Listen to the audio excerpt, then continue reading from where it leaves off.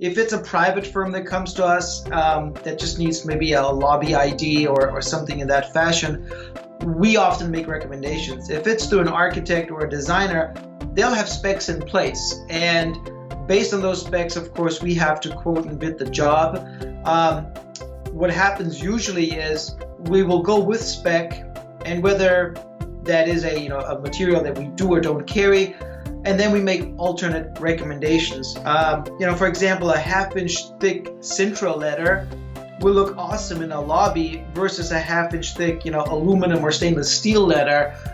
And a lot of times that may just be a spec that they copy and pasted from a previous job, but they didn't realize what the cost impact is. So we often offer that as a value add. Say, hey, listen, we have materials that could make the look the way you want it, but not necessarily bust your budget. So for exterior, we certainly recommend Dibond. Depending on the geographic location, we can also recommend Sintra. The reason I say that is because here in Arizona, we get a ton of UV and direct sunlight, so sometimes we may need to go a little bit more heavy duty and go with the Dibond. Sintra, of course, around the country has great exterior life expectancy, but here in Arizona, for exterior jobs, we recommend painting Sintra with a good automotive paint like Matthews.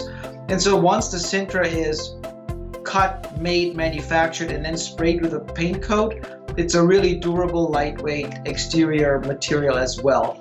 But certainly Dibond works across the nation. For interior, there's really lots of choices. We can start with Gator board for something on the more entry-level side. From there, move up to Sintra. Sometimes we do a combination where we'll use the Sintra as a fascia and then use Gator board as a spacer block to give more dimension and more depth. And then, of course, if people want something a little nicer or more metallic looking, we can combine all those. You can say, okay, let's do a background out of Dibond, we'll do some spaced off letters in the front out of Sintra, and then we'll float the whole thing off the wall. So just using those three components, you can create a really custom look that still delivers what they're after, but without, going into steel or aluminum. For signage, of course, Sintra is absolutely crucial. What you even see behind me, we've got this Odyssey sign, which is an aquarium that just opened here in Scottsdale. So there's an entire concourse that is littered with that signage, whether it's informational, directional. So Sintra for signage, absolutely. Point of purchase, same thing. You can do inexpensive, lightweight signage that can be moved around a store with Sintra, so we certainly recommend it for that. Dibond, of course, goes a little bit more on the permanent side, or a little bit more rigid or richer looking. So for POP, I wouldn't say Dibond is the best, but certainly Sintra would work. Gator board works fantastic for, again, point of purchase or even temporary signage. Trade shows, little quick displays, something that needs to look great for maybe a week or two or a month. And after that, they're either done with it or they can easily pop it in the suitcase and move it without a ton of weight.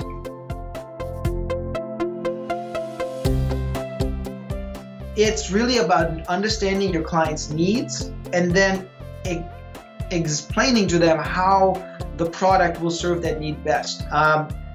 Meeting value with function, that's really where those three products come into play. So on the higher end with Dibond, of course, the durability, the uniformity, that's something you can always promote, and the fact that you won't worry about replacement.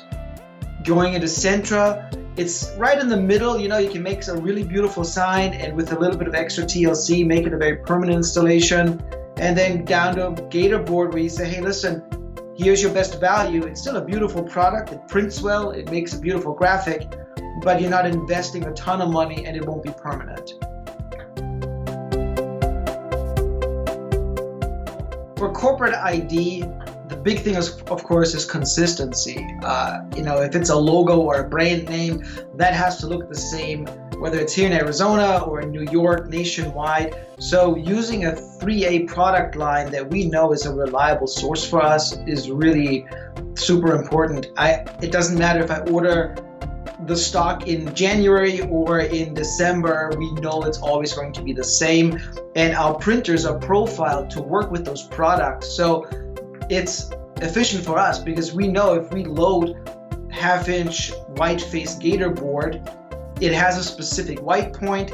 That's the white point we expect. That's what the product will then deliver when it prints.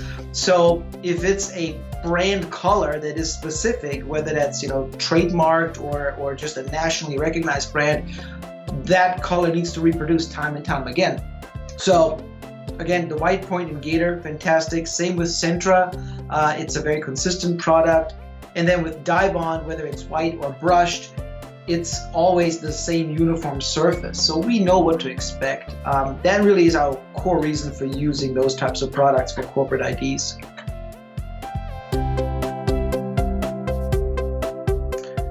Yeah, a lot of our corporate and franchise customers, of course, do come back to us time and time again. And the reason I think that they trust us with the recommendations we make is because the product doesn't fail. It performs what it's specified to do. So with Dibond and Sintra, we've never really had any issues at all as far as durability is concerned. It performs the way it's supposed to perform. Gatorboard, on the other hand, is it's a lighter, less durable material, but also that's how we sell it. We say, hey, listen, this will be great for your trade show. Use it 3, 4, 5 times. It does what it's supposed to do. And so for reliability's sake, I think that's really what it makes us feel comfortable to recommend the product time and time again. And we have yet to encounter anybody that comes to us and say, hey, your Dibond product didn't perform as noted, because it really outperforms for what we use.